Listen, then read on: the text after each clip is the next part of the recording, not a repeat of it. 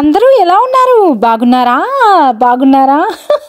బుడ్డిది ఎక్కడ చూసిందో ఏమో అస్తమానం నడి నెత్తిన కొప్పు కట్టుకొని తిరుగుతుంది చైనీస్ పిల్లలకి. టమాటాలు కాస్తే ఇంత విరగబడి కాస్తాయని ఈ సంవత్సరమే తెలుసుకున్నా అండి.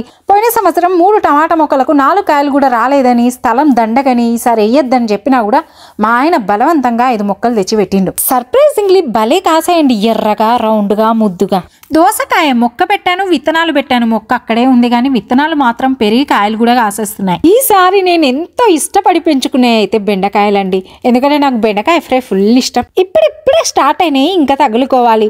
పుదీనా ఇది మాత్రం నెల రోజుల్లోనే మంచిగా గుబురుగా వచ్చేసింది. అలిసందలు కూడా గుడ్డీలే అండి, రోజుకు ఒక 5 నుండి 10 దాకా వస్తున్నాయి.